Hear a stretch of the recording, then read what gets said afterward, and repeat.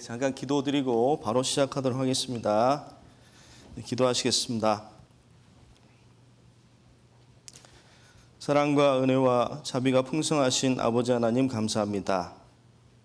저희 죄를 주님의 보배로운 피로 씻어주시고 천국의 귀한 소망을 가지고 이 세상에 살아갈 수 있게 해주신 것 감사드립니다.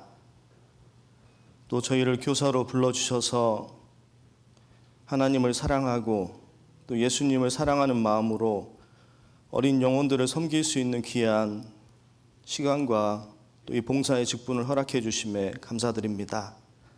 저희가 능력이 많아서 지혜가 많아서 용기가 많아서 이 자리에 있는 것이 아니고 주님이 부르셨기에 그 소명의 마음을 가지고 또 사명감을 가지고 이 자리에 앉아 있습니다. 때로는 이 교사의 길이 너무나 버겁고 또 코로나 상황 속에서 응답 없는 그런 아이들을 볼 때마다 마음이 답답해질 때가 있습니다. 하지만 이 모든 상황을 하나님께서 미리 알고 계시고 또 미리 계획하셨음을 알고 있습니다. 저희들 하나님의 크신 그 계획을 믿고 힘들지만 이 길을 묵묵히 걸어갈 수 있도록 도와주시고 그 과정 속에서 학생들의 영혼이 거듭나고 또 거듭난 학생들이 변화하는 그런 역사를 체험할 수 있도록 성령이 우리 교회 학교에 역사하실 수 있도록 주님께서 도와주시옵소서. 오늘은 특별히 고등부 교사들을 위해서 함께 또 말씀을 상고하고자 합니다. 고등부 교사로서 반드시 알아야 될 것들에 대해서 알 수 있도록 주님께서 말씀으로 또 말씀해 주시옵소서.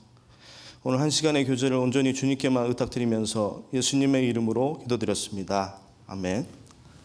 잠언 29장 18절 말씀 한 절 보고 시작하겠습니다. 잠언입니다. 잠언 29장 18절 말씀입니다.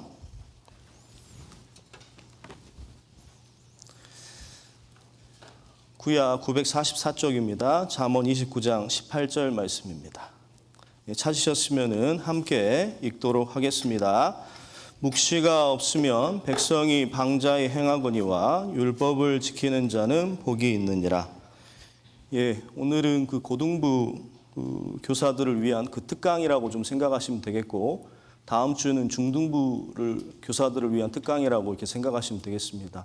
고등부 교사로서 구체적으로 어떤 역할을 해야 될 것인가에 대해서 이렇게 주제를 좀 가지고 말씀을 해달라는 부탁을 받았습니다.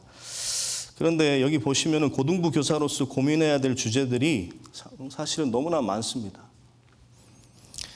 이 정상적인 그리스도인 생활 속에 고민하는 형제 자매들이 있습니다. 사실은 대부분의 고등부 형제 자매들 보면은 정상적으로 잘 살아가는 형제 자매도 사실은 많습니다. 어떻게 하면 말씀을 더 잘 볼까? 어떻게 하면 기도 생활을 더 잘할까?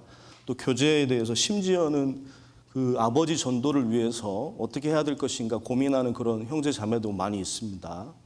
그리고 고3인데도 불구하고 친구들을 전도하려고 이렇게 노력하는 그런 형제들도 있죠. 자매들도 있고. 그러니까 이런 것은 정상적인 삶이죠. 이것은 성인 그리스도인들의 고민과 별반 다르지 않다라는 것입니다. 그러니까 우리가 기존의 교회에서 배운 대로 이렇게 잘 교제를 해주시면 크게 무리가 없다라는 것입니다. 근데 왜 굳이 이런 특강이 필요할 것인가? 우리가 그럼 중고등부 교사로서 일반적인 교제 말고 어떤 좀 고민해봐야 될 그런 주제들은 뭘까? 이런 것들을 좀 생각해 보셨으면 좋겠습니다. 그러니까 그리스도인 청소년에게 특정되는 그런 문제들이 있다는 것입니다. 그냥 일반적으로 교제가 해서는 잘 해결이 안 되는 그런 문제들이 있고 그런 것들을 우리가 한번 고민해 볼 필요가 있다고 생각합니다. 구원 의심이죠. 첫 번째 주제는 구원 의심입니다. 상당히 이렇게 상담을 해보신 분들은 또 공감하고 계시겠지만은요. 상담하러 온 그 학생들의 절반 이상이 대부분은 구원 의심을 하고 있습니다. 자기 삶이 변하지 않기 때문에 내가 누구냐, 내가 정말 구원받은 사람이 맞나 이런 고민들을 하고 있는 것 같습니다. 그리고 이제 고등학생들이 가장 많이 하는 그런 질문 중에 하나가 이런 질문입니다. 뭘 해야 될지 모르겠다. 그리고 특별히 잘하는 것이 없다. 이런 질문들을 하고 내가 어떤 꿈과 비전을 가지고 살아가야 될지 내가 방황하고 있다. 이런 고민들을 많이 하거든요. 근데 거기에 대해서 어떤 성경적 답변을 갖고 계십니까? 중요한 것은 세상이 말하는 것이 아니라 우리가 그리스도인 교사로서 성경적인 답변을 해줘야 되잖아요. 근데 그런 것들에 대해서 한번 고민을 해봐야 되지 않겠냐라는 것입니다. 무기력합니다. 또 교회를 시시하게 여기고 공부만 하는 형제 자매도 많이 있습니다. 이것도 방향이 잘못된 거거든요. 그러니까 아예 뭘 해야 될지 몰라서 무기력하게 있는 형제 자매들, 방황하는 형제 자매도 문제지만 그냥 맹목적으로 공부만 하는 형제 자매도 있어요. 그것도 사실은 적절하게 지도를 해줘야 되는데 어떤 식으로 어떻게 성경적으로 지도해 주는 것이 좋을 것인가, 뭐 이런 것들을 생각해 보셔야 된다는 것입니다. 그 다음에 이게 그 청소년들은요, 감정적으로 상당히 미숙합니다. 이 잘 산다라는 말이 어떤 말입니까? 돈이 많다라는 뜻이 아니죠. 사람들과의 관계가 좋은 것이 잘 산다라는 뜻입니다. 근데 우리 아이들은요, 이 감정과 본능이 앞서는 형제자매들이 많거든요. 그러니까 아예 버럭 화를 내거나 아니면 아예 말을 안 해버리는 거죠. 근데 왜 그런지 아십니까? 우리가 흔히 말하는 중2병이라고 하는데 저는 이 단어를 너무 싫어합니다. 아이들은 환자가 아니에요. 근데 왜 병이란 말을 쓰는지 모르겠어요. 중2병, 이 책에 보면 제이컵 타월이라는 사람이 지은 중2병이 아니라 우울증이라는 그런 책이 있습니다. 여기 보시면 아이들이 왜 중2병처럼 행동을 하는지에 대해서 나왔는데 아이들이 우울하고 불안하기 때문에 그렇게 화를 버럭 내거나 아예 말을 안 한다는 것이죠. 우울 증상입니다. 일종의. 근데 우리는 그걸 병이라고 하면서 약간 희화하잖아요. 그래서 가정주부가 좀 우울해질 수 있지 않습니까? 근데 거기에 대놓고 가정주부병 이렇게 한다면 사실 상처가 될 수 있죠. 임산부들도 임산 후에 출산 후에 약간의 우울증이 오지 않습니까? 근데 그런 사람들에게 애기 엄마 병 이렇게 해버린다는 것이 사실은 조금 어폐가 있다라는 것입니다. 아픈 거거든요. 증상이 있는 것이지 이게 환자 취급을 해서는 안 된다는 겁니다.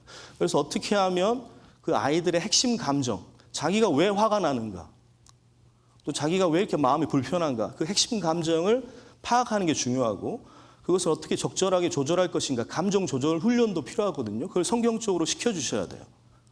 근데 그런 거에 대한 연구는 사실 별로 되고 있지 않다라는 것이죠.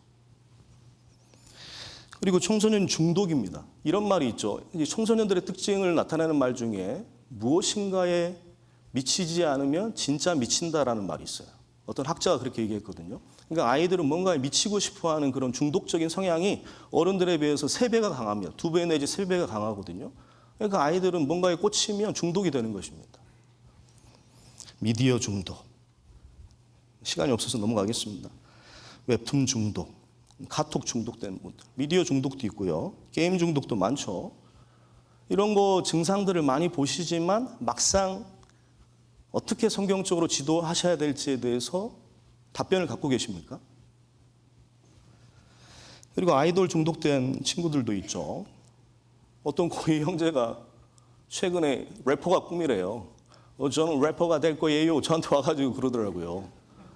근데 그런 아이가 저는 근데 엄마 아빠가 너무 반대한다는 거예요. 왜 래퍼가 되면 안 되냐. 고3 자매가 이 아이돌에 중독돼가지고 공부를 하나도 안 하는 겁니다.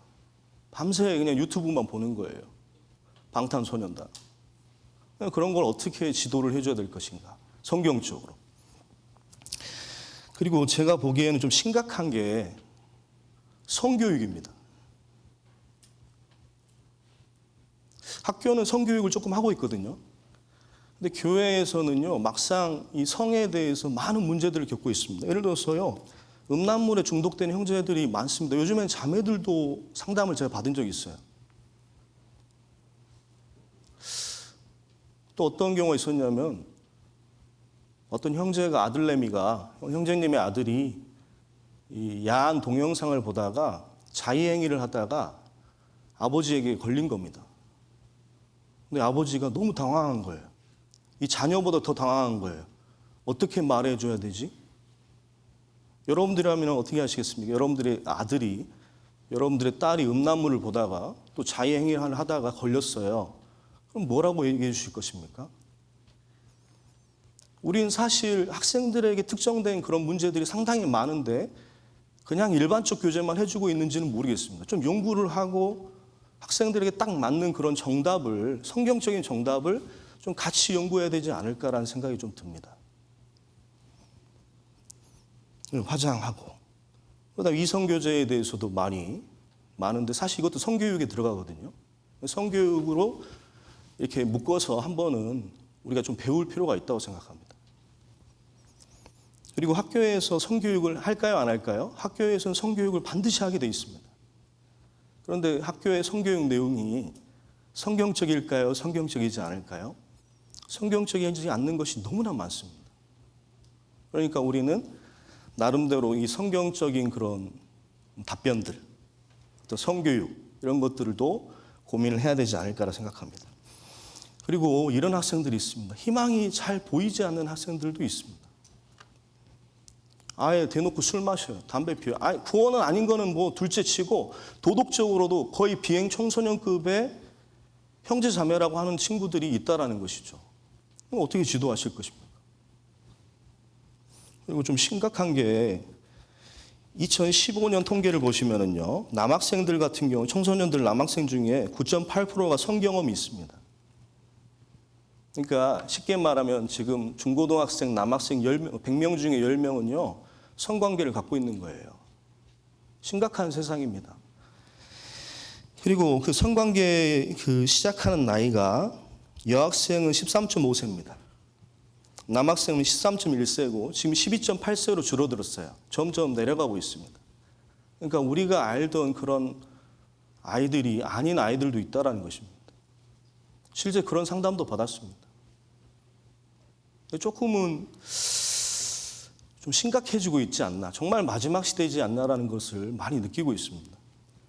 가출하고 싶어 하죠. 가출의 원인의 74%가 부모님과의 갈등이에요. 가출 청소년들, 이런 친구들을 어떻게 우리가 지도할 것인지. 그리고요, 우울증하고 불안증에 대해서도 관심을 가지셔야 됩니다.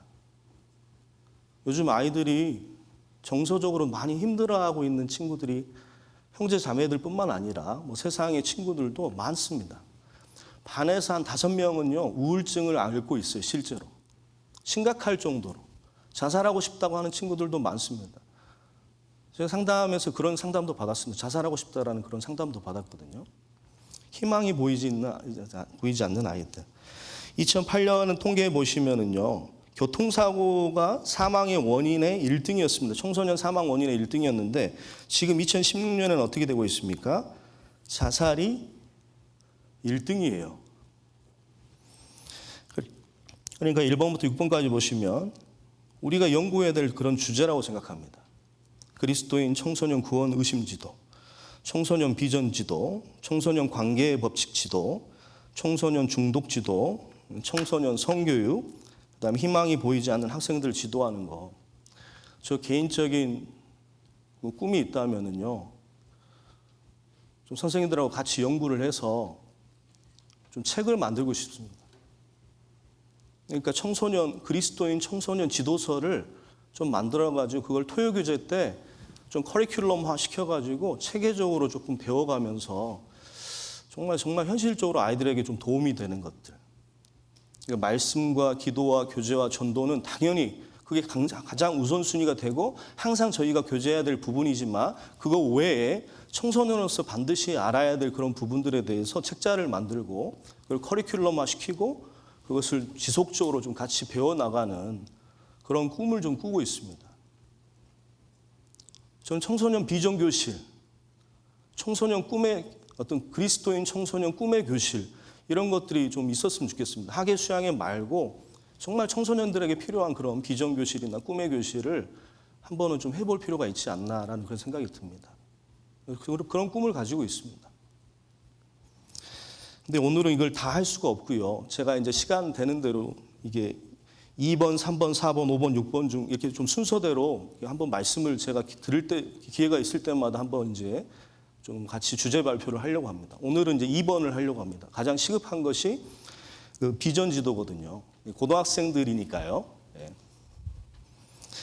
그래서 그리스도인의 청소년 비전 지도입니다. 신앙적인 진로 진학 지도입니다. 그러니까 세상에서 하는 그런 진로 진학 지도가 아니라 그리스도인의 관점에서 우리가 진로 진학을 어떻게 지도해야 될 것이냐, 어떤 비전을 갖게 할 것이냐, 뭐 이런 것들에 대해서 같이 좀 생각해 보겠습니다. 방금 읽으셨던 말씀에서 29장 18절 말씀을 보시면 묵시가 없으면 백성이 방자에 행한다라고 했습니다. 왜 분반 학생들이 방자에 행합니까? 이 말씀에 따르면 묵시가 없어서 그렇습니다. 근데 이 묵시라는 단어가 영어 성경에 보면은 비전으로 나옵니다. 그러니까 비전이 없어요. 하나님이 주신 꿈이 없고 하나님이 주신 계획이 없으니까 방황을 할 수밖에 없는 거 아니겠습니까? 당연한 거 아닙니까? 그러니까 묵시가 없으면 학생이 방자에 행한다. 이 방자에 행한다는 게 영어 성경에 보시면 이 cast off restraint, 제한선을 갖다가 버려버리는 거예요. 그러니까 생각의 한계가 없어지는 것이죠. 그러니까 정상의 범주를 넘어가서 이렇게 사는 겁니다. 근데 왜 그럴까요? 한마디로 말하면 묵시가 없어서 그렇다는 것입니다. 비전이 없기 때문에, 하나님 주신 꿈과 하나님이 주신 그 계획이 없기 때문에 그렇다는 것입니다. 영상을 하나 보시겠습니다. 소리가 안 나오네요.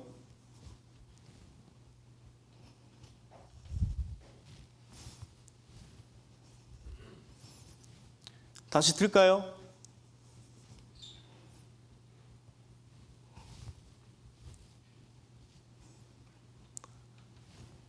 아래에 자막 나오니까 자막을 보십시오. 라이브다 보니까 방송이 조금 자질이 있습니다. 죄송합니다.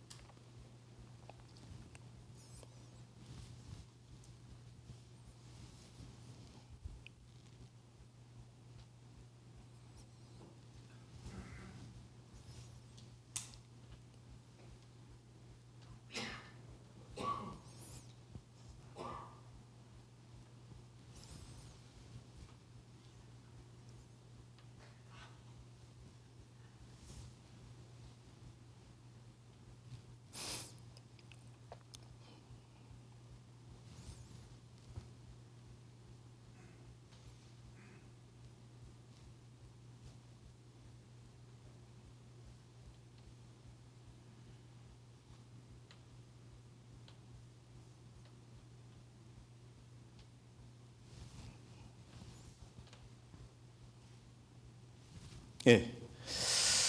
그러니까 비전도 꿈도 없다. 뭘 해야 되는지, 뭘 하고 싶은 것도 뭐 하고 싶은지 아무것도 없다라는 것이죠. 그러니까 어떻게 되는 겁니까? 발가락으로 컴퓨터 켜고 배고프면 밥 먹고 그다음에 게임만 하는 그런 개, 소, 돼지처럼 살고 있다라는 것이죠. 근데 우리 아이들도 그럴 수 있다라는 것입니다. 방황할 수밖에 없죠. 뭘 해야 될지 하고 싶은 것이 주님 안에서 생기지가 않았으니까요. 그런데 이 사람의 말에서 가장 중요한 말은 뭐냐면요. 왜 비전과 꿈이 없냐라는 것입니다. 왜 비전과 꿈이 없습니까? 그 이유를 이 사람이 첫 번째 말했거든요. 뭐라고 말했습니까? 아무도 미래를 알려준 사람이 없었다라는 것입니다. 쉽게 말하면 꿈에 대해서 고민해봐라. 너의 미래에 대해서 고민해봐라. 미래에 대해서 비전을 가져라. 이런 교육을 받아본 적이 없다라는 것이죠. 우리가 아이들에게 꿈과 비전이 없는 거에 대해서 나무랄 수가 없습니다. 왜요? 우리 역시 꿈을 갖고 계십니까? 선생님들 꿈꾸고 계십니까? 나 역시 꿈이 없고 나 역시 비전이 없고 나 역시 그런 교육을 받아본 적이 없어서 아이들에게 해줄 말이 없는 겁니다. 사실은 아이들이 꿈을 갖기 위해서는요, 멘토링이 필요한 거예요. 비전 있는 형제하고 비전 없는 형제는요, 확실히 다릅니다. 제가 교제해 본 것을 정리해 본 거거든요. 비전이 있는 친구들은 미래지향적이죠. 하나님이 주신 계획이 있습니다. 지속적으로 성장을 하고 그 계획대로 살아야 되니까 절제를 할 줄 알고 또 자기 사업에 부지런하고 그 다음에 특히 고난을 즐깁니다. 아이들이 해봐야 무슨 고난이 있겠습니까? 아이들은 수고거든요, 수고. 학업을 버텨내야 됩니다. 신앙생활을 버텨내야 됩니다. 학원 가는 것을 버텨내야 됩니다. 가정에서의 스트레스를 버텨내야 되는 거거든요. 그러니까 아이들도 아이들이 실제로 많이 하는 말이 지옥 같다라는 말, 감옥 같다라는 말을 실제로 많이 쓰는 것입니다. 요셉은 진짜 감옥에 갇혔지만 어떻게 보면 요즘 아이들은요, 정신적인 그런 감옥에 갇혀 있어요. 스트레스의 감옥에 갇혀 있거든요. 저는 똑같다고 생각합니다. 그런데 비전이 있는 사람들은 그것을 버틴다는 것이죠. 끝까지 간다는 것입니다. 주님 보고 동행하면서. 그렇게 하니까 하나님께서 풍족함을 주시는 것이고, 그렇지 않은 사람들은 정반대의 모습이죠. 즉흥적입니다. 현실에 안주하려고 합니다. 자기가 원하는 대로 살아요. 그냥 생각나는 대로 사는 거예요, 아이들이. 그런 거 많이 느끼시지 않습니까? 그리고 변화가 없고 방자하죠. 방자한다는 게 결국에 여기 성경에 나온 것처럼 죄를 짓는 것이죠. 죄 가운데 있는 것입니다. 그리고 게을러요. 그리고 고난과 수고에 너무나 쉽게 굴복해버립니다. 조금만 힘들면 하기 싫어해요. 그러니까 궁핍해하게 되는 것이죠. 그러면 이제 이런 좀 이해를 하시면 좋겠는데, 일단은 비전이 왜 필요한가는 이해하셨죠? 아이들에게 우리가 비전 얘기를 왜 해줘야 되냐, 꿈에 대한 얘기를 왜 해줘야 되는지는 공감하셨을 것입니다. 그러니까 잠언 29장 18절 말씀을 잘 풀어주시면 됩니다. 그런데 이제 성경에서 말하는 비전하고 세상에서 말하는 비전은 차원이 달라요. 이걸 또 좀 확실히 하셨으면 좋겠습니다. 세상에서 boys be ambitious, 소년들이여 야망을 가져라. 야망이나 꿈 이런 것과는요, 사실 성경적인 그 비전은 좀 다르거든요. 여기에 보시면은 잠언 29장 18절 말씀에 묵시가 없으면 백성이 방자에 행한다고 그랬는데, 영어 성경에 보시면 이렇게 나와 있습니다. Where there is no revelation이라고 나왔습니다. 이 계시라는 말, 계시. 이 revelation에서 첫 글자를 대문자로 쓰면 뭐가 됩니까? 요한계시록이 되는 거거든요. 그러니까 진짜 성경적인 꿈은 누가 주시는 겁니까? 하나님이 주신 꿈이라는 거예요. 쉽게 말하면 성경적인 비전은 하나님이 주신 꿈이라는 것입니다. 세상이 준 꿈이 아니에요. 내가 만들어낸 꿈이 아니라는 것입니다. 소년들이 야망을 가져라 할 때에 그 야망이 아니라는 것입니다. 이게 Common English Bible, CEB 버전에 보시면 Where there is no vision, 여기 뭐라고 나왔습니까? 정확하게 비전으로 나왔습니다. 비전이 없으면 사람들이 어떻게 된다? Out of control. 요즘 아이들한테 많이 쓰는 말이죠. 야, you so out of control. 통제가 안 된다. 비전이 없기 때문에 그렇습니다. 그러니까 쉽게 말하면 비전은요, 하나님이 주신 꿈이고, 하나님이 갑자기 요셉처럼 우리가 꿈꾸다가 잠을 자다가 꿈을 꿔가지고 꿈을 주시는 게 아니잖아요. 하나님은 뭡니까? 태초에 말씀이 계시니라. 이 말씀이 하나님과 함께 계셨죠. 이 말씀이 하나님이거든요.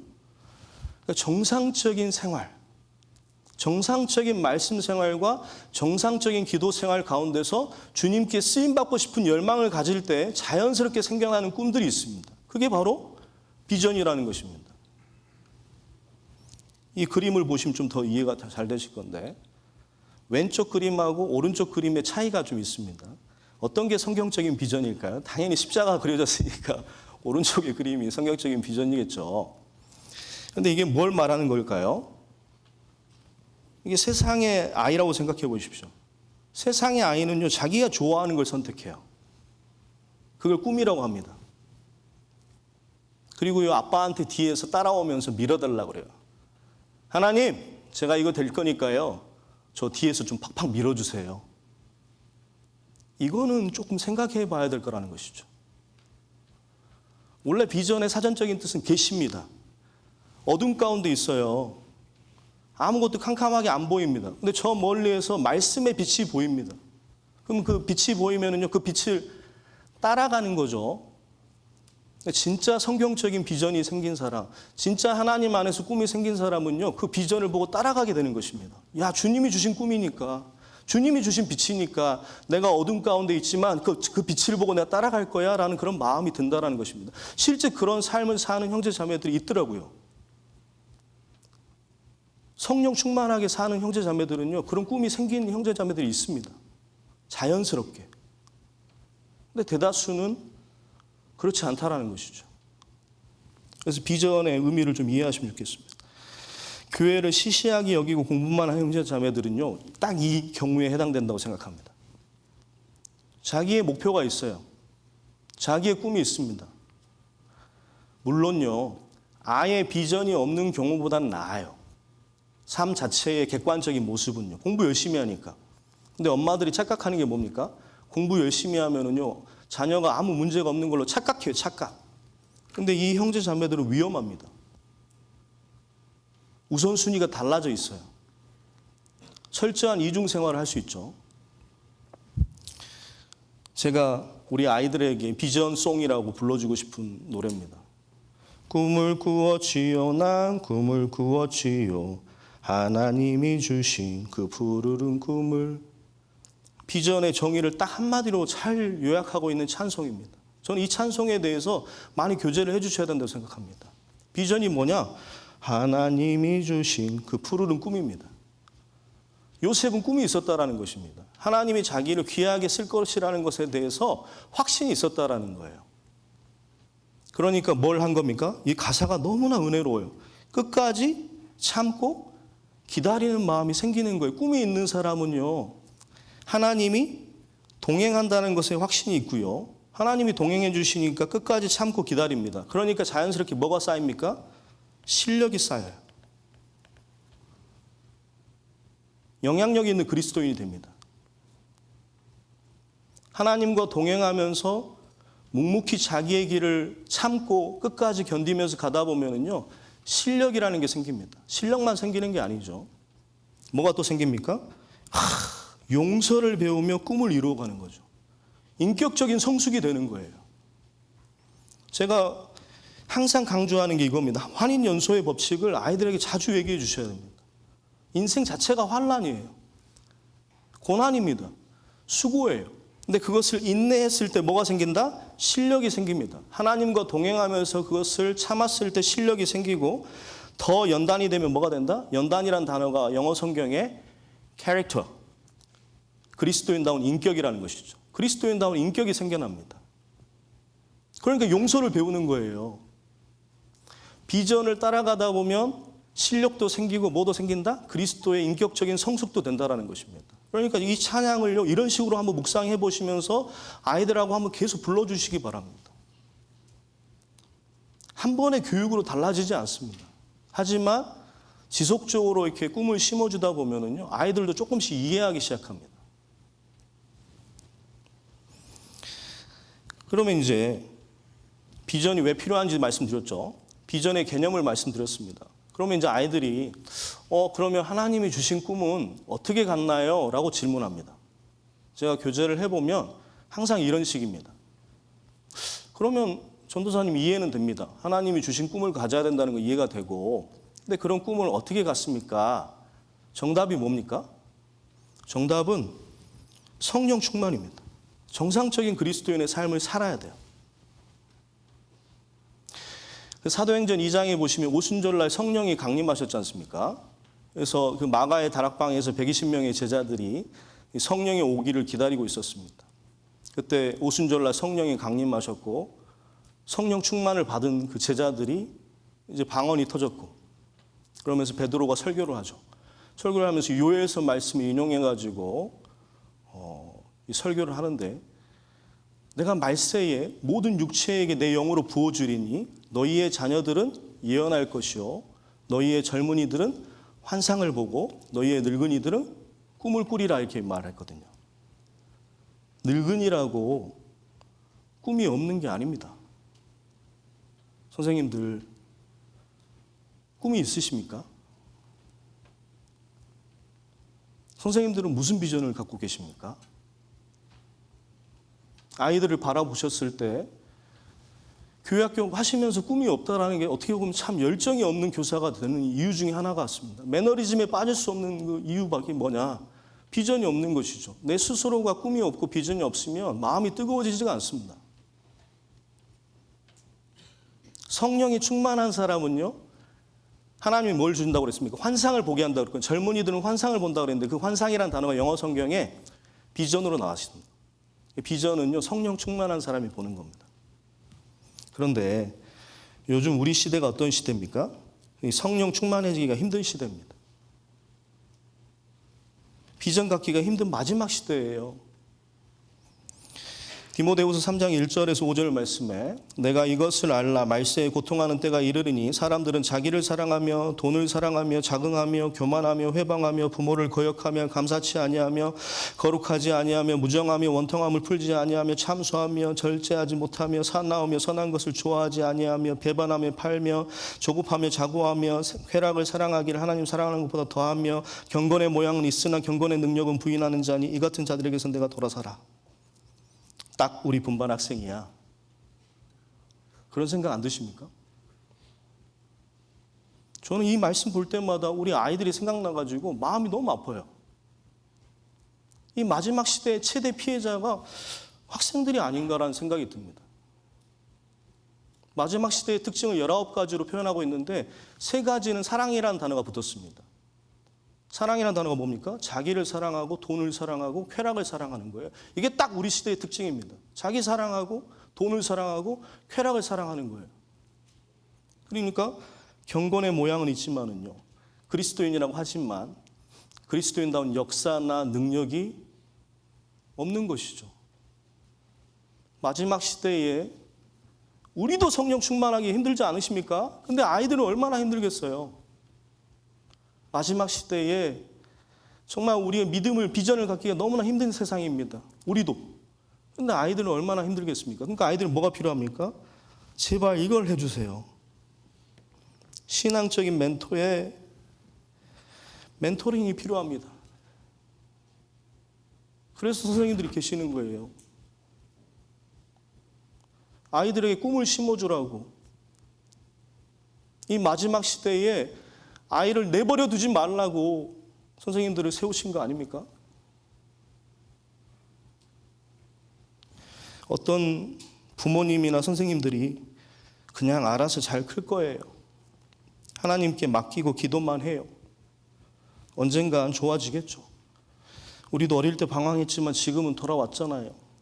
저는 이 말이 너무나 가슴 아픕니다. 옛날 시대하고 우리가 살고 있는 지금 마지막 시대는요, 문화적 환경이 전혀 다른 세상이에요. 죄악이 정말 충만한 세상이거든요. 요즘 우리 시대는 도와주지 않으면 아이들이 버틸 수 없는 세상입니다. 그냥 일반적인 교제만 해서는 버틸 수 없는 세상이에요. 그냥 형식적인 교제가 되고 끝나버리는 것이죠. 마음을 움직이고 영혼을 움직이고 실제적인 삶의 변화가 있으려면 우리 학생들에게 꿈과 비전을 심어주셨으면 좋겠습니다. 그게 누가 할 일입니까? 나라는 것입니다. 내가 할 일입니다.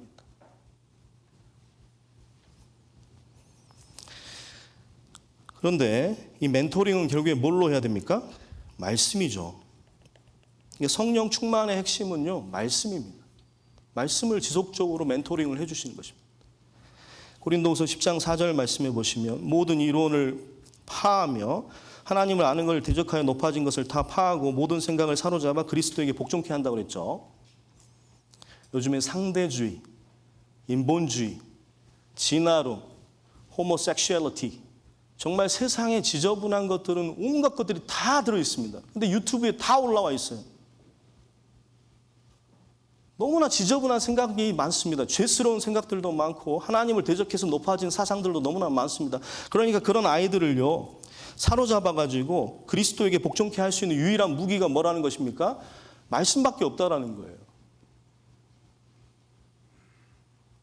결국에 비전은 언제 생기는 줄 아십니까? 이걸 꼭 찾아주십시오. 선생님, 비전이라는 게 필요한 거 알겠어요. 비전이라는 것이 무슨 말인지 알겠어요. 하나님이 주신 꿈이라는 거 알겠어요. 근데 비전을 어떻게 받나요? 라고 했을 때 성령 충만과 말씀 생활을 말씀해 주시면서 이 구절을 꼭 찾아주시기 바랍니다.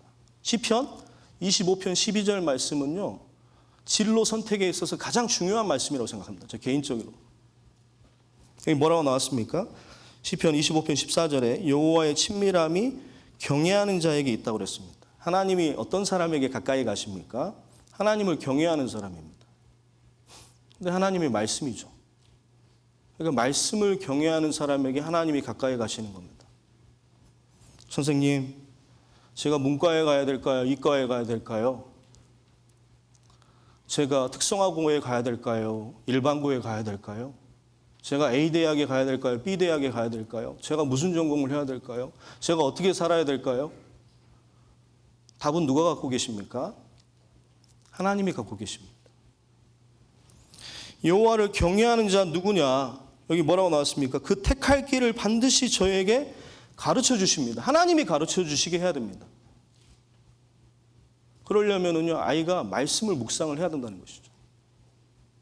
그러니까 쉽게 말하면 성령 충만하지 않고 말씀을 묵상하지 않으면 비전은 생기지 않습니다. 생긴다 하더라도 그건 자기 꿈이에요. 세상의 꿈입니다. 그러니까 이게 어려운 거죠. 이론은 쉽지만 하나님 말씀 잘 전해주면 되는구나. 근데 막상 그게 어렵거든요. 3개월 이상 걸립니다. 비전 심어주는데. 그래서 이제 실제적으로 어떻게 할 거냐, 요 얘기만 좀 드리고 마침 마무리하려고 그러는데, 그럼 실제로 어떻게 할 거냐, 실전이 중요하겠죠. 실전. 첫 번째는요, 항상 뭘 심어주셔야 됩니까? 그리스도인의 정체성을 심어주셔야 되죠. 정체성이라는 건 뭡니까? 쉽게 말하면 구원 확증이에요. 구원 확증이 안 되면 어떤 교제도 안 되지 않습니까? 그리스도인들은 doing의 문제보다는 being의 문제가 더 중요하다고 그러죠. 내가 뭘 하느냐가 중요한 게 아니라 내 존재의 문제가 중요한 것입니다. 그리고 그리스도인으로서의 정체성이죠. 우리의 정체가 무엇입니까? 에베소서 1장 13절 말씀에 너희가 진리의 말씀 곧 너희의 구원의 복음을 듣고 또한 그 안에서 믿어 약속의 성령으로 인치심을 받았죠. 이 성령은요, 양자의 영이라고 로마서 8장 15절에 나오지 않습니까? 그러니까 우리는 하나님의 자녀라는 것입니다. 내가 하나님의 자녀라는 게 나의 정체죠. 하나님은 너는 나의 아들이라 이렇게 부르시는 거고요. 그런데 단순히 이 성령이 양자의 영만 있는 게 아니죠. 이사야 11장을 보시겠습니다. 이 말씀도 좀 꼭 찾아주셨으면 좋겠습니다. 그냥 하나님의 자녀가 자녀가 되었다고 끝나면 안 되고요. 이 말씀 이사야 11장입니다.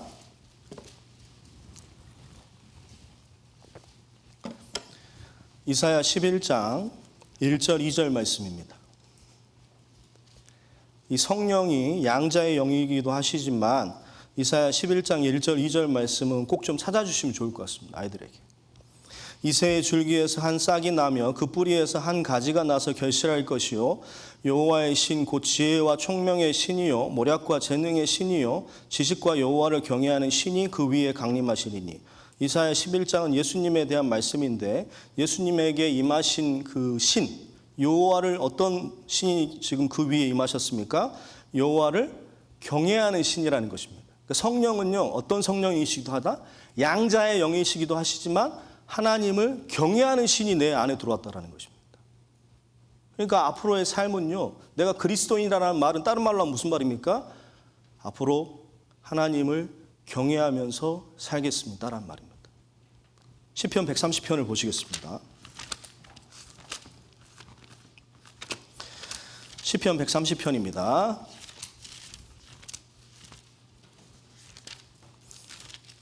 조금 덥네요. 시편 130편 3절로 4절 말씀입니다. 시편 130편 3절로 5절까지 제가 읽어보겠습니다. 여호와여 주께서 죄악을 감찰하실진대 주여 누가 서리이까? 그러나 사유하심이 주께 있음은 주를 경외케 하심이니이다. 5절 말씀을 함께 읽겠습니다. 나 곧 내 영혼이 여호와를 기다리며 내가 그 말씀을 바라는도다. 3절에 보시면은요, 원래 우리는 구원받기 전에 주님 앞에 쓸 수 없는 그런 존재였습니다. 그러다가 4절에 보시면 사유하심이죠. 사유하심이라는 말이 무슨 뜻입니까? 죄를 용서해 주신 겁니다. 풍성한 은혜로 우리 죄를 용서해 주신 거죠. 하나님이 우리를 사랑한다는 거 어떻게 압니까? 우리 죄를 용서해 주신 거잖아요. 그 용서를 깨닫고 사랑을 깨달으니까 그 뒤에 4절에 보시면은요, 이제 앞으로의 삶은 어떤 삶이 돼야 됩니까? 주를 경외케 하는 삶이죠. 하나님을 경외하는 삶을 살아간다는 것입니다. 하나님을 경외한다는 삶의 구체적인 모습이 5절에 나왔다는 것입니다. 경외하는 삶이 뭐냐? 내 영혼이 여호와를 기다리며 내가 그 말씀을 바라는 것이죠. 이것을 계속 설명해 주셔야 됩니다. 하나님의 자녀로 끝나지 마시고 이제 어떻게 된다? 하나님의 자녀일 뿐만 아니라 여호와를 경외하는 신이 내 안에 계신다. 앞으로의 나의 삶은 하나님을 경외하는 삶이 돼야 된다. 경외하는 삶은 결국에 뭘 바라는 겁니까? 하나님의 말씀을 바라는 그런 삶이 돼야 된다는 것을 지속적으로 말해 주실 필요가 있습니다. 그래서 하나님을 경외하면서 하나님의 영광을 위해서 살아갈 수 있게 해야 됩니다. 그런데 이런 경우가 있습니다. 믿음이 연약한 경우 경계는 하되 이거를 조금 정확하게 같이 통일했으면 좋겠습니다. 우리가 입장이 있잖아요. 구원 의심하는 학생들에 대해서 어떤 입장을 가질 것인가, 이걸 좀 통일되게 지도를 해주셨으면 좋겠는데, 경계는 하되 함부로 비판하지 말고 스스로 확인할 수 있도록 자연스러운 기회를 제공하자. 이게 성경적인 답변인 것 같습니다. 마태복음 13장을 보시겠습니다. 구원 의심하는 형제자매들을 봤을 때, 또 내가 봤을 때 구원이 의심이 되는 형제자매를 봤을 때 입장을 이 말씀으로 통일했으면 좋겠습니다. 마태복음 13장 25절 말씀입니다. 마태복음 13장 25절 말씀입니다. 사람들이 잘 때에 그 원수가 와서 곡식 가운데 가라지를 덧뿌리고 갔더니, 그러니까 곡식만 있는 것이 아니라 뭐도 있다? 가라지도 있다라는 것을 경계하라는 것입니다. 그러니까 우리 아이들이 다 곡식이면 좋겠지만 그 중에 가라지도 있다라는 것을 경계하자는 것입니다. 경계는 하되 29절 보십시오. 29절에 주인이 가로되 가만 두어라. 가라지를 뽑다가 곡식까지 뽑을까 염려한다. 예수님이 직접 말씀하셨습니다. 가라지를 뽑다가 곡식을 뽑는 경우가 있다는 것입니까? 없다는 것입니까? 그런 경우도 있어요. 그러니까 함부로 비난하시면 안 됩니다. 함부로 막 평가하시면 안 됩니다. 로마서 14장을 보시겠습니다.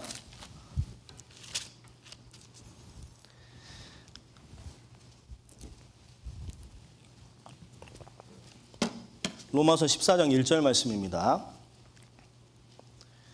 그래서 믿음이 연약한 자를 너희가 받되 그의 의심하는 바를 비판하지 말라. 이렇게 나왔습니다. 이렇게 입장을 통일했으면 좋겠습니다. 마태복음 13장 말씀하고 로마서 14장 말씀을 저희들이 어떤 구원 의심 지도할 때, 학생들이 가라지가 있을 수 있다는 건 경계하시지만 함부로 뽑지 말라는 것입니다. 함부로 비난하지 말라는 것입니다. 제가 어렸을 때요, 저희 어머니가 제가 하도 안 변하니까, 야, 너는 구원이 아닐 수도 있겠다. 좀 다시 한번 돌아봐라. 이렇게 얘기하셨거든요. 근데 그 엄마 친구 집사님이 있었어요. 근데 그 집사님은요, 저한테 대놓고 너는 절대 구원이 아니야. 저한테 완전 확언을 해주셨어요. 확언을. 근데 지금도 그 집사님 보면 싫어요. 저도 모르게, 아니 뭐 특별히 저한테 잘못하신 건 아닌데 그게 상처가 된 거죠. 저도 그때 엄청나게 갈등하고 있었거든요. 내가 구원일까 아닐까 고민하고 있는데 거기다 대놓고 너는 절대 구원 아니야 이래버리니까 힘들어지는 거죠. 어떻게 해야 됩니까?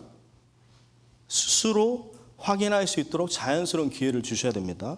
이 오디오 나옵니까? 방송실? 네, 오디오가 안 나온답니다. 그래서 실제로 제가 좀 방황하던 형제, 구원 간증해보라 그러면 하계수양회 때 상담받고 구원받았어요. 그게 끝인 형제가 있었거든요. 근데 7번을 꼼꼼하게 상담을 했어요. 근데 그 분반 선생님이 정말 지혜롭게 하신 게 뭐냐면 모든 학생들을 돌아가면서 상담을 받게 합니다. 우리 반은 무조건 돌아가면서 자연스럽게 상담을 받기로 했어. 하니까 그냥 자연스럽게 온 겁니다. 그런데 상담 선생님들도 느끼시겠지만은요, 성령이 함께 하시는 걸 많이 느끼실 겁니다. 상담하러 오면 아이가 마음이 많이 열려서 와요. 분반교제하고 또 엄마 앞에서 하고요, 실제 1대1 관계 속에서 만나는 건 차원이 달라요. 마음이 열려서 옵니다. 그러니까 제발 모든 분반 학생을요, 상담으로 자연스럽게 연결시키셔서 스스로 확인하실 수 있게 해주셨으면 좋겠습니다. 이게 첫 번째 출발인 것 같습니다. 말씀을 경외하려면 정체성이 확실해야 되지 않습니까? 성령 충만하려면, 비전을 가지려면 일단 구원이 확실해야 될 것 같습니다. 자, 그 다음에 이걸 좀 보시면 좋겠는데요. 구원을 확증을 해야지 삶의 우선순위가 정리가 되거든요. X축이 신앙입니다. Y축이 성적이에요. 1사분면하고 3사분면이 있는데 1사분면은요 신앙생활도 잘하고 성적도 좋아요. 3사분면은 신앙생활도 못하고 성적도 못해요.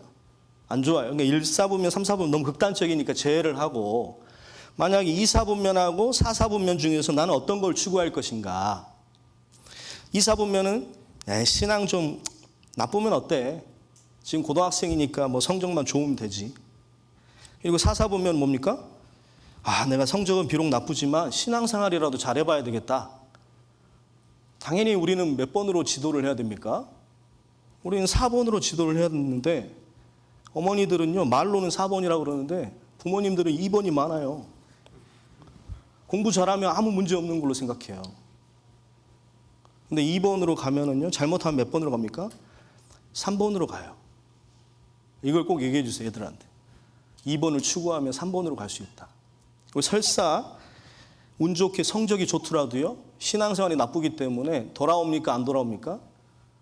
건널 수 없는 그 루비콘 강을 건너가지고 다시는 교제로 돌아오지 못하는 경우도 많습니다. 실제로 그렇습니다. 근데 이 성적은 나쁘지만 신앙생활을 추구하는 사람들은요 1번으로 갈 가능성이 높습니다. 그리고 설사 성적이 안 좋더라도요 주님의 성실함을 배우는 걸로 이미 성공한 거예요. 성적이 좀 나쁘면 어떻습니까? 공부가 은사가 아닐 수 있어요. 조금 이따 얘기할 건데요. 그래서 첫 번째는 뭘 하자? 실제적인 멘토링의 첫 번째는 구원 확증을 반드시 해줘라. 경계는 하되 비난하지 말고 스스로 확인할 수 있는 기회를 제공해라. 이런 말씀을 좀 드리고 싶었고요. 그 다음에 비전의 개념과 필요성은요. 아까 잠언 29장 18절 말씀 있죠? 그거를 인용하셔가지고 그대로 해주시면 됩니다. 근데 제가 보니까요. 3개월 걸리더라고요. 제가 실제로 많이 해봤어요. 그냥 일반 교사할 때도 해보고 전도인 할 때도 해보고 3개월 정도는 비전을 계속 설명해 줘야지 애가 이해해요. 조금 하다가 말고 조금 하다가 말고 그러면은 또 다시 백지화해요. 3개월 정도는 지속적으로 비전 교육을 좀 해주시면 좋겠고요. 그 다음에 중요한 게 이걸 꼭 좀 애들한테 얘기해 주셔야 돼요. 은사입니다. 은사. 아이들이 은사에 대해서 많이 착각하고 있어요. 고린도전서 12장을 보시겠습니다. 고린도전서 12장.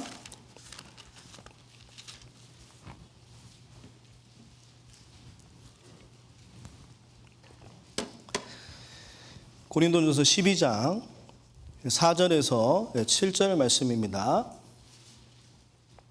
고린도전서 12장 4절에서 7절 말씀.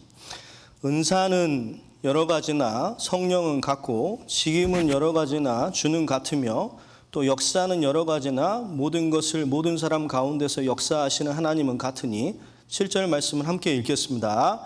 각 사람에게 성령의 나타남을 주심은 유익하게 하려 하심이라. 은사가 헬라어로 카리스마입니다. 카리스마 있으십니까? 우리가 말하는 그런 카리스마가 사실 성경적인 용어예요. 이 카리스는 헬라어로 은혜란 뜻이거든요. 구원은 카리스로 받습니다. 구원은 전적으로 은혜로 받죠. 이 카리스를 받은 사람이, 구원을 받은 사람이 주님을 위해서 열심히 살고 싶어하는 그런 마음을 품을 때 하나님이 선물로서 주시는 게 바로 무엇입니까? 카리스마입니다. 그게 은사예요. 근데 그 은사에 맞춰서 5절에 보시면 뭘 주십니까? 직임을 주십니다.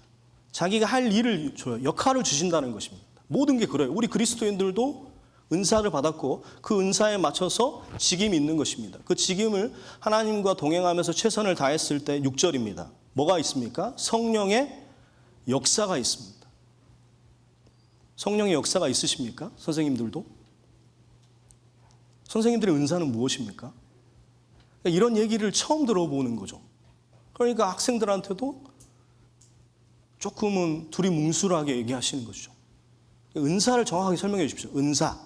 거기에 맞춰서 직임이 있다. 그 직임에 최선을 다할 때 성령이 나타나고 성령이 역사하신다. 그런데 중요한 게 8, 7절이에요. 각 사람이란 말에 좀 정확하게 아이들에게 알려줬으면 좋겠습니다. 각 사람마다 성령이 나타난다고 그랬잖아요.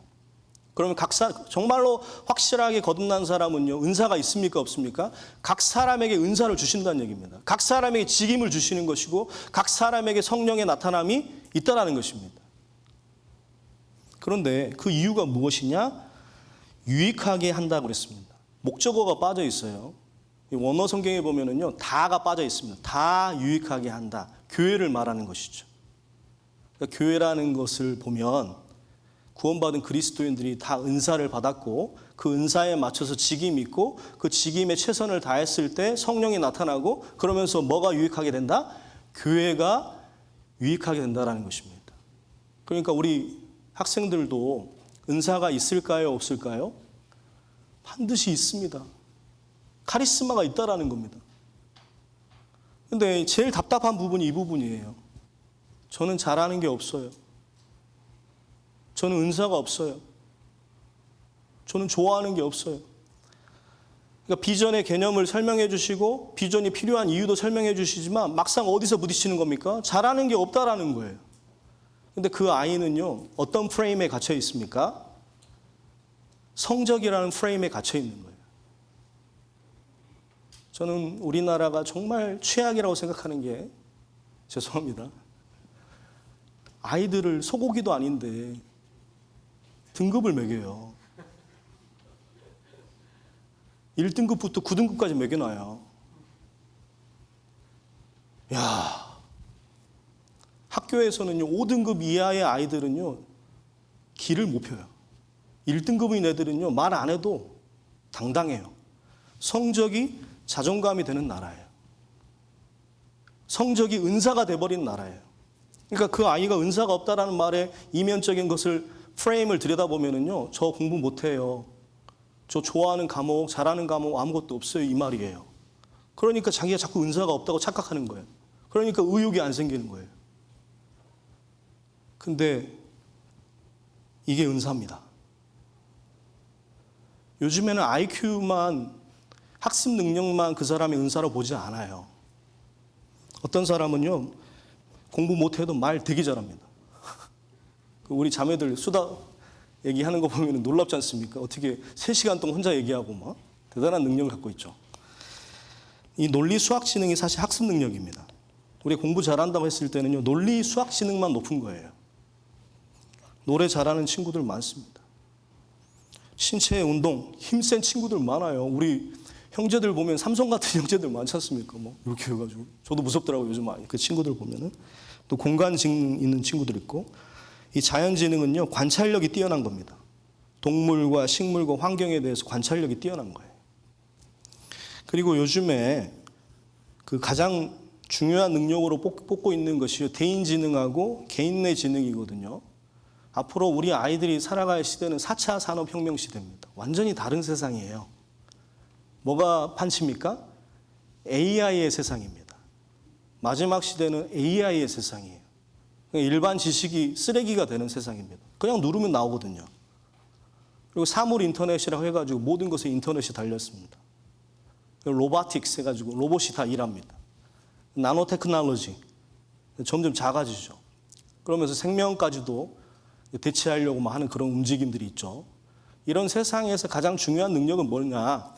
그 세계경제포럼의 클라우스 슈밥이라는 그 회장이 이런 말을 했습니다. 앞으로 세상은 대인지능하고 개인 내 지능이 중요한 세상이 될 것이다. 그러니까 사람과 사람 사이에 갈등이 생겼을 때 그것을 적절하게 조절할 수 있는 능력이 대인지능입니다. 그리고 개인 내 지능이라는 건 뭐냐면요, 자기 성찰 능력이에요. 나한테 내가 왜 이렇게 화가 나 있지? 내가 왜 이렇게 답답하지? 그리고 문제 해결 능력, 자기 문제 해결 능력입니다. 이런 것들이 오히려 어떻게 보면 더 큰 은사일 수도 있다는 것입니다. 그러니까 아이들이 은사가 없다라고 착각하는 이유가 뭐다? 성적과 동일시해버린다는 것입니다. 그걸 깨주셔야 돼요. 머리를 잘 쓰는 사람도 있고, 눈을 잘 쓰는 사람도 있고, 귀를 잘 쓰는 사람도 있고, 마음을 잘 쓰는 사람도 있고, 손을 잘 쓰는 사람도 있고, 발을 잘 쓰는 사람도 있고, 다양하다는 것입니다. 그 은사를 찾아주세요. 칭찬을 자주 해줘라는 얘기가 그 얘기입니다. 칭찬을 구체적으로 해주셔야 되는데, 구체적으로 한다는 얘기는요, 은사를 찾아주는 것입니다. 너는 은사가 있어. 이런 은사를 개발해봐. 그런데 이게 되게 막연하시죠. 그래서 요즘엔 이런 걸 합니다. 검사를 해요. 학교에서 보면 학습, 진로, 성격, 인성, 부적응, 지능, 종합능력, 진로, 직업, 학습검사 해가지고요. 고등학교 때 한 6개 정도 합니다. 이미 다 알고 있어요, 아이들이. 어떤 아이들은요, 농부형, 어부형 나와가지고 충격받아가지고, 나 다시는 안 봐. 뭐 이런 아이들도 있거든요. 그런데 관심을 좀 가지세요. 야, 막연하게 넌 눈이 좋아. 막연하게 너는 귀가 좋아. 막연하게 너는 손재주가 좋아. 에이, 그건 초등학생. 고등학생은요, 이런 검사 했는지 어머니한테 한번 물어보세요. 그걸 갖고 같이 교제도 해보시고 얘기도 해보시고 아이를 좀 다면적으로 이해해 보실 필요가 있습니다. 필요하시면 가이던스 형제님들 많이 계시는데 물어보시면 친절하게 답변해 주십니다. 이런 검사도 한번 해보자. 사람을 조금 이따 제가 말씀드릴 건데 사람을 잘 연결시켜 주는 것도 되게 중요한 기술입니다. 멘토링입니다. 그래서 은사의 개념을 아이들에게 반드시 심어 주셔야 됩니다. 비전이 어떤 거다, 비전이 왜 필요한지도 알려주시고 그 다음에 은사에 대해서도 자꾸 얘기를 해주시기 바랍니다. 너의 은사는 이런 것이다. 그 다음에 이제 이게 조금 골치 아파요. 은사 개발 계획을 도와줘야 되거든요. 네 은사는 이런 건데 이런 걸 앞으로 이렇게 발전시켜 봐라 하는 게 이게 진짜 비전이에요. 어떻게 보면 계획을 세울 수 있게 해주는 것. 근데 이게 비전 개발 계획은요, 요즘은 너무 복잡해요. 그런데 여기 보시면 더 깊은 이해와 공감과 체유를 위해서 더 간절히 기도해 주기 위해서 함께 고민해 주기 위해서 어떤 것은 배우셔야 됩니까? 기본적인 내용은 배우실 필요가 있어요. 아이들이 저한테 이런 얘기 진짜 많이 합니다.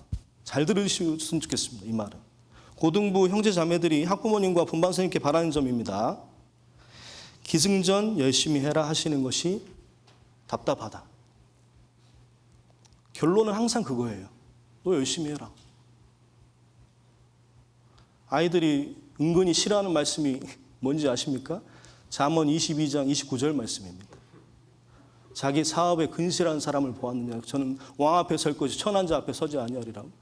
기승전 잠언 22장 29절로 끝나요.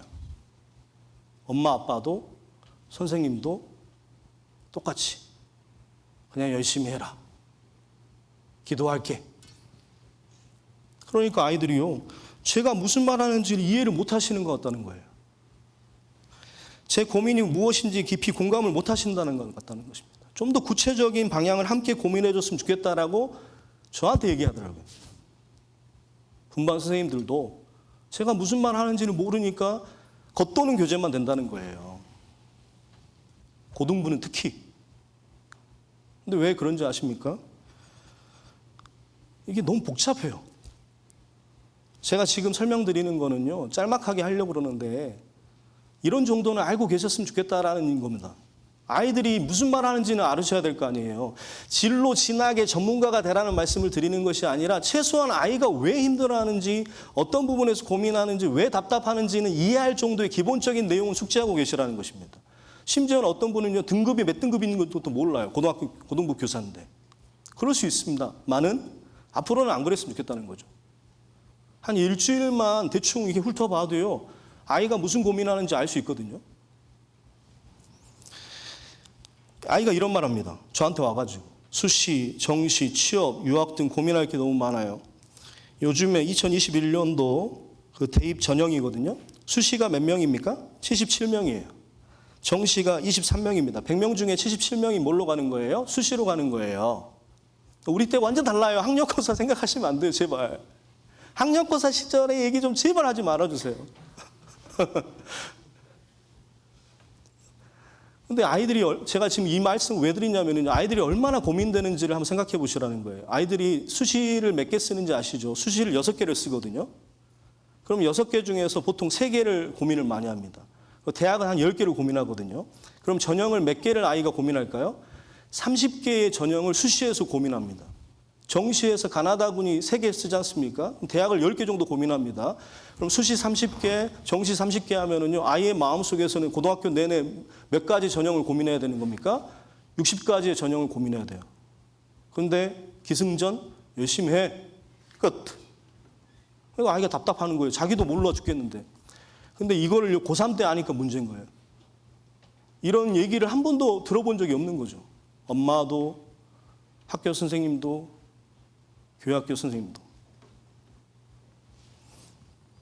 그러니까 약간의 관심을 가지시라는 거죠. 제 말 오해하시면 안 됩니다. 진로 신학의 전문가가 되라는 뜻이 아니라 아이가 왜 고민하는지 그 마음을 이해해 주시라는 거예요. 체유라는 차원에서 기본적 내용을 알고 계셔야 된다는 것입니다. 아이가 이런 말 합니다. 국숭세단, 광명상가, 한서삼은 가야 될 것 같아요. 실제로 저한테 와서 이런 얘기 해요. 이게 뭔 말인지 아세요? 외계어야, 외계어. 언어가 일단 소통이 안 되는 거예요. 이거는 숙제. 찾아보셔요. 시간이 없어가지고. 그 다음에 아이들이 와가지고 저한테 이런 말이에요. 제가 다 상담 받았던 내용입니다. 창체와 자동봉지는 얼마나 신경 써야 될까요? 국어 선생님이 세특을 잘 안 적어줘서 슬퍼요. 담임 선생님이 행정 좀 잘 써줬으면 좋겠어요. 뭔 말인지 아시겠어요? 우리나라 중학생이나 고등학생은요, 다 뭘 갖고 있습니까? 생활기록부를 갖고 있습니다. 다 똑같아요. 나이스 시스템입니다. 근데 그 아이들이 용어입니다. 근데 이런 말을 처음에 했는데 선생님이 못 알아들으니까 안 하는 거예요. 그러니까 그냥 겉도는 진짜 자기 고민되는 얘기는 잘 안 하고, 아, 요즘에 말씀을 못 읽었어요. 끝. 더 이상 교제가 깊어지지 않는 거죠. 더 이상 교제가 개인화되지 않는 것이죠. 더 이상 교제가 의미화되지가 않는 거예요. 왜? 소통이 안 되니까. 제가 사실은 생기부를 좀 자세히 설명드리고 싶은데 벌써 오늘 좀 시간을 늦게 시작해가지고 간단하게 보시면은요, 요거는 좀 이해를 하고 계셔요. 이 생활기록부를요, 중등부든 고등부든 다 부모님한테 한 부씩 뽑아달라고 해가지고 한 번에 읽어보십시오. 그러면은 그 아이의 입체적인 모습이 이해가 됩니다. 아, 아이가 이런 거구나. 내가 교회에서 보는 모습하고 실제 아이가 학교에서 하는 모습은 완전 다른 거구나 라는 것을 이해할 수 있습니다. 3번의 출결 상황, 이 입사관들이 중요하게 보는 게 3번이에요. 3번에서 뭘 볼까요? 출결에서 무단이 있냐 없냐 이걸 봅니다. 무단이 있으면 얘는 벌써 딱 알겠죠. 그 다음에 이 생기부에서 제일 중요한 게 수상 경력이에요. 그러니까 이 수상 경력이 3장이 넘어가는 친구들도 있고요. 어떤 친구들은 수상 경력이 아무것도 없는 친구들이 있어요. 근데 지금 이런 말씀을 왜 드리냐면은, 예를 들어서 애가 통계학과를 가고 싶은데 통계학과 가려면은요, 당연히 어떤 것에 관련된 상이 있어야 될까요? 뭐 수학이라든지 수학 경시대 이런 상이 있어야 되는데 얘는 지금 뭐만 있습니까? 한국사 우수상만 있다라는 거죠. 이런 건 전혀 의미가 없다라는 거예요. 그러니까 입사관들이 생기부에서 제일 많이 보는 게 수상 경력이에요. 그러니까 아이들이 상 하나 받아보려고 그렇게 노력을 하는 거예요. 그 마음을 이해하시라는 겁니다. 이게 이런 뭐 객관적인 정보를 이해하시라는 게 아니라 왜 아이들이 그 상을 그렇게 받으려고 하는 건가. 5번은 몰라주셔도 되고요. 6번은 진로 희망 사항인데요. 작곡가라고 나왔는데 이건 좀 담임이 잘못 적어준 거예요. 구체적으로 적으셔야 됩니다. 뭐 실용음악가라든지 대중음악 작곡가라든지 이렇게 적어줘야 되는데, 또 아이들이 고민하는 것 중에 뭔지 아세요? 아이들이 작곡가였는데 고3 때 수학교사 이렇게 바꿔도 되냐 뭐 질문을 많이 해요. 뭐 이런 것도 실제로 아이들은 고민하거든요. 그 다음에 창체가 뭐의 준말이에요? 한번 따라해 보겠습니다. 창체. 이 정도는 알고 계셔야 돼요. 창의적 체험활동의 준말입니다. 자동봉지는 뭐의 준말입니까? 여기 보시면 자율활동, 동아리활동, 봉사활동, 진로활동 이런 거를 학생들이 학교에서 매일 하는 거예요. 그런데 선생님은 자동봉지는 뭔 말인지도 모르고 있고, 이러면 안 되겠다는 것이죠. 자율활동은요, 학급회의라든지 체육대회, 합창대회, 야외 체험학습 이런 거, 소풍 이런 건데요. 공통된 거는 볼까요, 안 볼까요? 이 자율활동에서 유일하게 보는 것은요, 입사관이 딱 하나입니다. 뭘까요? 나머지는 다 똑같으니까 다 체육대회 했잖아요. 학급회장이에요. 여기 학급회장, 부회장을 2번이나 했어요, 이 친구는. 그러니까 아이들이 그렇게 임원을 하고 싶어 하는 거예요. 우리 형제 자매들이 왜 임원하고 싶어 하는지 아세요? 그런 마음들을 좀 이해해 주시라는 거예요. 왜 그렇게 간절히 학교에서 임원하고 싶어 하는지. 그 다음에 동아리 활동, 이 친구 봐보세요. 동아리가 몇 개예요? 하나, 둘, 10개 넘죠. 왜 이렇게 되는지 아세요? 애들이 그 동아리는요, 동아리 회장만 인정해 주거든요. 근데 학교에 공식 동아리가 몇 개 되지 않습니다. 그러니까 요즘에는요, 자율 동아리라고 해가지고 자기가 동아리를 만들 수 있어요. 그러니까 자기하고 친구 2명만 있으면 2명 이상이면 동아리 구성이 가능하거든요. 그러니까 동아리원이 몇 명일까요? 2명이에요. 2명. 네가 회장하고 네가 부회장해. 근데 반드시 필요한 게 지도교사거든요. 그러니까 지도교사를 찾아가가지고 자율동아리 만들겠다고 하는 거예요. 그런 형제자매들 많습니다. 그러니까 이제 그 선생님은 어떤 분은요, 자율동아리를 5개나 이렇게 맡은 분이 있어요. 5개나. 회장, 학생이 회장이고, 그 다음에 학생은 2명밖에 안 돼요. 회장, 부회장. 그러니까 이렇게 자율동아리를 막 하는 거예요. 이런 것도 좀 이해를 하시면 좋겠고. 봉사활동하고 진로활동은 한 기관에서 지속적으로 하시는 게 중요합니다. 뭐 이런 얘기 하려고 그러는 건 아니니까. 그 다음에 제가 꼭 말씀드리고 싶은 게 생기부의 비극이에요. 입사관들이 다른 건 하나도 안 봅니다, 사실. 뭐만 봐요? 성적이에요. 완전히 아이들의 자존감을 바닥으로 만들어버리는 거죠. 이거밖에 안 봐요. 학생부의 비극입니다. 3등급까지만 인정을 해줘요. 대부분의 학교에서는. 4등급부터는요. 대학에서 거들떠도 안 봐요. 그러니까 인문계 가면은 비참한 거죠. 4등급이 안 되는 친구들은. 그리고 한번 따라해 보시겠습니다. 세특. 네, 세특이 세분 능력 특기 사항입니다. 이 아이들이 이거 적으려고요. 그렇게 혈안이 돼 있어요. 그러니까 성적에 관련돼 가지고 과목별 세분 능력 특기 사항이라는 걸 적게 돼 있습니다. 근데 이것도 몇 등급까지만 적어줍니까? 3등급까지밖에 안 적어줘요. 그러니까 소논문 갖다 발표하려고 하고 프로젝트 같은 거 발표하려고 하고 요즘 아이들은요. 누가 발표할래 그러면 우리 때하고 달라요. 서로 하려고 그럽니다. 왜 그럴까요? 이 세특 때문에 그래요. 그러니까 그런 문화들을 좀 이해하시라는 겁니다. 왜 세특을 적으려고 하는 건가? 선생님이 세특을 안 적어줘서 마음이 아파요. 그런 마음들을 좀 이해해 보시라는 것이죠. 그 다음에 따라해 보시겠습니다. 행동 특성 및 종합 의견이에요. 행발이라고 불렀던 거 있죠. 옛날에는 착하고 성실함, 성실하고 착함이 이게 전부였잖아요. 요즘엔 이 정도 적어줘야 돼요. 그 아이의 어떤 우수성을 입증할 수 있는 키워드를 적어주고 거기에 관련돼서 에피소드를 적어줘야 됩니다. 담임 선생님들이 요즘에 대하 장편 소설 작가들이 돼 있어요. 너무 힘들어요. 다 슈퍼히어로야. 다 영웅들이에요. 그러다 회장을 만나지 않습니까? 회장을 만나면 이제 정신없는 거죠. 뭐 이만큼씩 적어주는 거예요. 이만큼씩. 이런 세상 속에서 아이들이 살고 있어요. 그러다가 교회에 왔는데 선생님 간증해보라고 그러는데 간증을 했는데 이해가 안 되니까 더 이상 얘기를 안 하는 것이죠. 앞으로 중2는요. 이것도 좀 알려주시면 좋겠는데 그 자율동아리를 미반영합니다. 중학교 2학년들 있죠 지금. 왜요? 자꾸 과잉이 되니까. 그리고 소논문도 기재 못하게 돼요. 사실 이런 강의는요 중학생들이 들으면 좋아요. 중학생들하고 한번 이런 자리가 좀 있었으면 좋겠어요. 그리스도인의 관점에서 어떻게 좀 세상을 바라볼 것인가 뭐 이런 것들로. 근데 봉사활동도요 앞으로 반영 안 합니다. 심지어는 수상 경력도 반영 안 해요. 앞으로의 세상은 뭐만 보겠다라는 거예요? 아까 생기부의 비극이 몇 번에서 발생된다? 8번. 앞으로의 세상은 성적만 보겠다는 겁니다. 수시 비리가 너무 많아요. 앞으로의 세상은 더 성적의 세상이 됩니다. 너무나 비참해요. 그러니까 아이들이 점점 더 힘들어진다는 것입니다. 은사가 어디 있는지를 모르게 되는 그런 세상이 된다는 것입니다. 또 넘어가겠습니다. 시간이 없어서.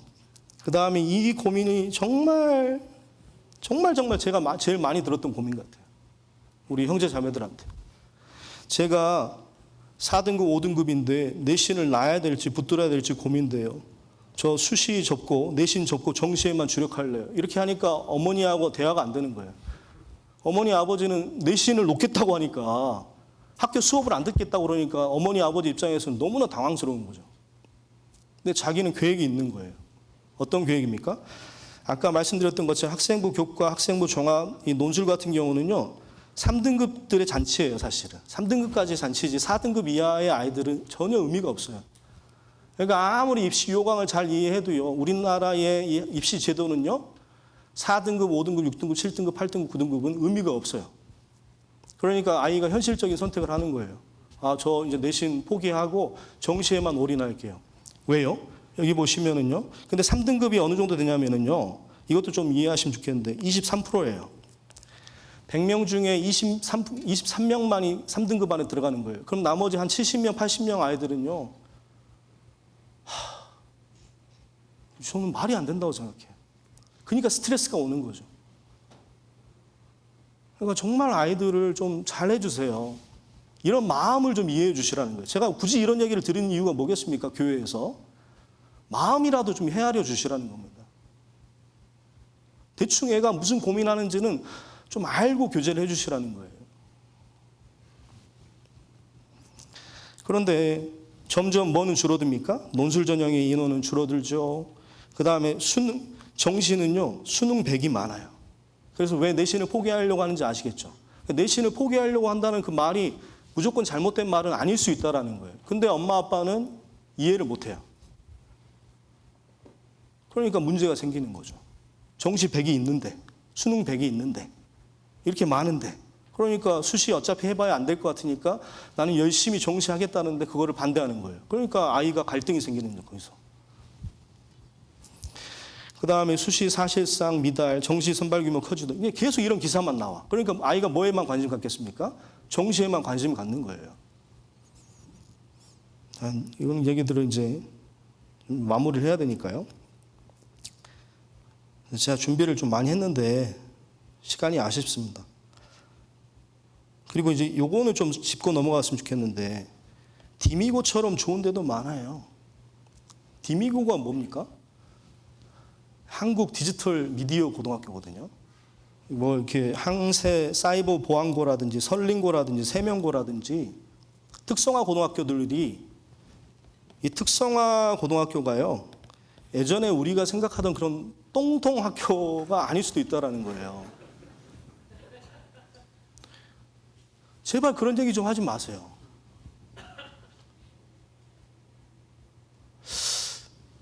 이 요즘에는 상위 10% 안에 들어간 애들도 이런 데 가거든요. 그러니까 꿈이 있으면 갈 수 있다는 것입니다.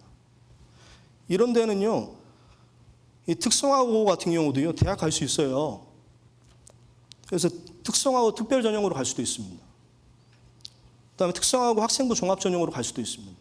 정시 준비해서 갈 수도 있어요. 얼마든지 방법은 있다. 근데 인문계 꾸역꾸역 가가지고 5등급, 6등급, 7등급, 8등급, 9등급 이렇게 돼버리면은요, 너무 힘들면서 생활하는 걸 보여요. 그러니까 특성화고 가서 나름대로 꿈을 갖는 것도 나쁘지는 않다. 이렇게 제 입장입니다. 제 개인적인 입장입니다. 그리고 이제 이 형제의 간증을 조금 좀 읽어드리고 싶은데, 이 형제는요, 인문계 고등학교 인문사회계열 재학 당시 취업을 위해서 자격증을 따기를 원했습니다. 근데 부모님이 반대를 했어요. 그래서 지방의 대학이 4년제를 진학한 겁니다. 자기는 그냥 자격증 따고 싶었는데, 그래서 지방대학을 나중에는 자퇴했습니다. 근데 자격증을 많이 따가지고 지금은 철도 관련 메이저 회사에 취업을 했고, 현재는 신앙생활 열심히 하면서 영어 공부도 열심히 하면서 주님 안에서 더 큰 꿈을 갖고 있습니다. 그런데 이 형제가 이 간증을 꼭 해달라고 그랬어요. 자격증은 강력한 무기입니다. 특성화고 가서 자격증을 땄으면 시행착오를 줄일 수 있었을 것 같다. 너무나 긴 방황을 해서 주님 앞에 죄송하고 괴로웠다. 기도하고 주님 앞에서 뜻을 세우고 특성화고 가거나 전문대에 가서 자격증 취득하고 취업해서 주님 위에 사는 길도 있음을 나눠주고 싶다라고 꼭 좀 중고등부 형제 자매들에게 간증을 해달랍니다. 특성화고가 꼭 나쁜 건 아니에요. 전문대가 꼭 나쁜 것은 아니라는 것입니다. 다 공부 잘하는 아이들만 있는 게 아니지 않습니까? 아이의 꿈을 존중해 주시라는 것입니다. 아이의 말을 존중해 주시라는 거예요. 형제 자매가 무슨 말 하는지를 이해하고 교제를 해 주시기 바랍니다. 나의 경험을 얘기하지 마시고요. 제가 굳이 이런 얘기를 드리는 것은 형제 자매의 마음을 이해해 달라는 거예요. 상황을 공감하시라는 겁니다. 그리고 함께 고민해 주시기 바랍니다. 그리고 누구를 붙여주시면 됩니까? 전문적인 내용은요, 은사 관련 멘토를 연결시켜 주시면 됩니다. 이 교회가 좋은 게 뭡니까? 다양한 멘토가 존재합니다. 잘 연결시켜 주시면은요, 이 직업군들이 있어요. 아이들이 선호하는 직업군들이. 교사, 의사, 경찰관, 운동선수 이런 여러 가지 직업군들이 있지 않습니까? 아이들이 관심 분야가 있어요. 그럼 거기에 전문가들하고 형제자매들하고 올바른 신앙적인 관을 갖고 있는 멘토를 연결시켜 주시는 것도 되게 중요한 역할이라고 생각합니다. 비전이 생기는 데 있어서. 내가 설명해 줄 수 없으면 그럴 수 있지 않습니까? 근데 제가 기본적인 내용을 이해하라는 건 무슨 말인지 아시겠죠? 그냥 아이를 이해하는 차원에서 기본적인 내용을 이해하고 계시고 전문적인 내용은 섣불리 얘기하지 마시고 전문적인 그런 멘토를 좀 찾아주셨으면 좋겠다. 이런 말씀을 드리는 것입니다. 실제 이 3개월 동안 교제해가지고 그 은사 고민하고 그다음에 그 은사 개발 계획을 수립한 그 자매, 형제 자매의 얘기들이거든요. 이것도 좀 제가 들려주고 싶었는데 시간이 없어서 제가 다음에 이렇게 이 자료는요 제가 그 PDF로 올려드릴게요. 이거 뭐 이렇게 안 찍으셔도 됩니다. 예. 그래서 이렇게 실제 뭘까지 세운 겁니까 지금? 계획표까지 세운 거예요. 여기까지가 이제 실제 비전을 이해하고 비전의 필요성을 이해하고 은사를 이해하고 은사를 어떻게 개발할 것인가에 대한 계획을 수립하는 과정까지가 여기까지라는 거예요. 실제로 계획서를 세운 겁니다. 이렇게 되는데 보통 3개월에서 4개월 걸려요.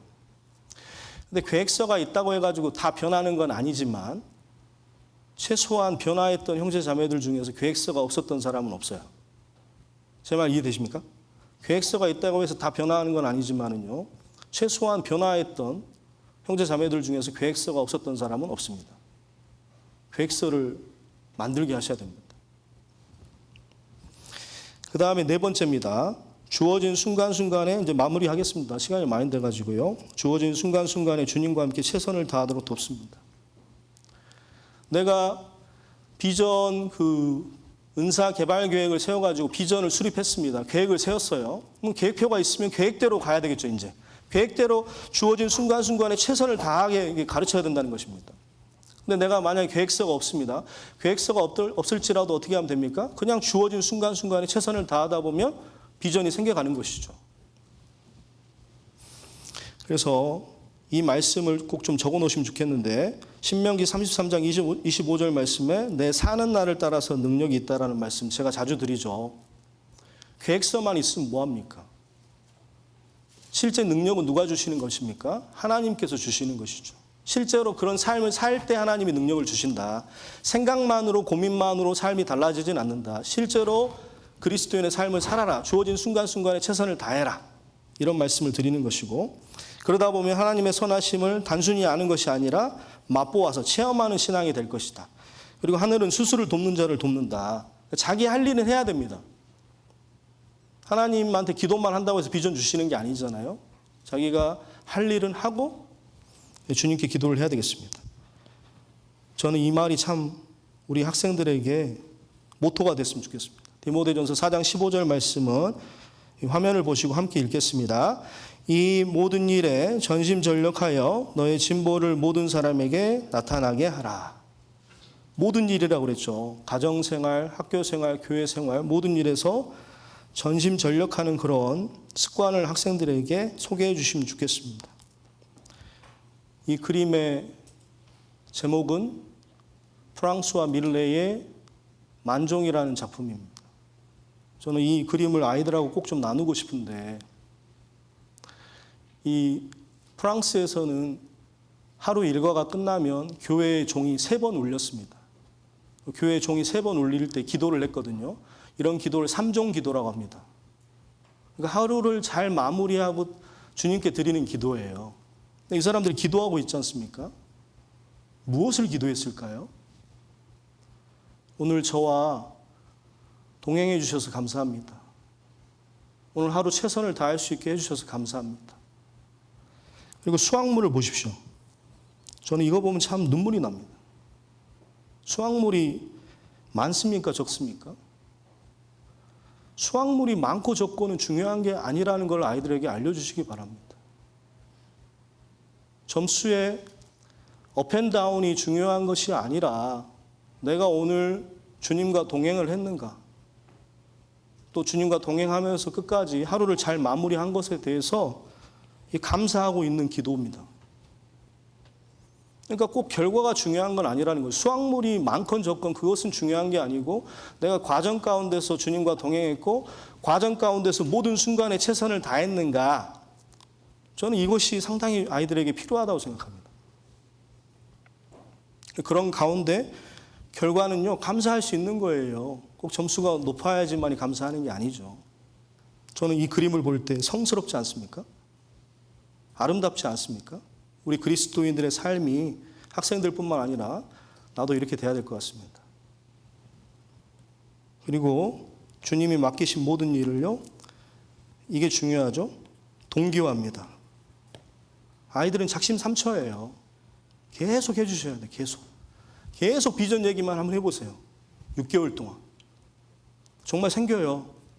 제가 해보니까요, 10명 중에 4명 정도는 비전이 확실히 생기는 것 같습니다. 한 3, 4개월 계속 얘기하면. 그래서 디모데전서 4장 15절 16절 말씀에 이 모든 일에 전심전력하여 너의 진보를 모든 사람에게 나타나게 하라. 내가 내 자신과 가르침을 삼가 이 일을 계속하라. 이 일을 계속할 수 있도록 아이들에게 도와주시기 바랍니다.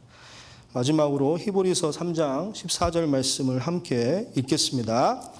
우리가 시작할 때에 확실한 것을 끝까지 견고히 잡으면 그리스도와 함께 참여한 자가 되리라. 우리가 시작할 때 확실한 것, 비전이라고 생각합니다. 그래서 구원의 확증을 정리해 보면요, 구원의 확증을 주고 그 다음에 비전의 개념과 필요성을 학생들에게 알려주시고 은사에 대한 고민을 도와주시면서 은사의 개념을 설명해 주시고 은사 개발 계획을 세우도록 도와주시기 바랍니다. 여기가 가장 힘들고 어려운 부분입니다. 근데 하는 친구들이 있어요. 그리고 주어진 길에 최선을 다하도록 도와주시기 바랍니다. 그리고 그 일을 계속할 수 있도록 성경적으로 동기화해 주십사 하는 것이 오늘 제가 드리고 싶었던 말씀입니다. 네, 함께 기도드리겠습니다. 사랑과 은혜와 자비가 풍성하신 아버지 하나님 감사합니다. 오늘 비전에 대해서 또 학생들을 어떻게 지도할 것인가에 대해서 배웠습니다. 먼저는 저희가 꿈을 갖는 그런 교사가 되게 하시고 저희부터 비전을 가지고 교사로서 학생들을 어떻게 지도할 것인가에 대해서 깊이 연구하고 고민하고 성경적인 답변을 찾아가는 저희들이 될 수 있도록 주님께서 도와주시옵소서. 이후에 있는 모든 일정들도 온전히 주님께만 의탁드립니다. 예수님의 이름으로 기도드렸습니다. 아멘. 네, 수고하셨습니다.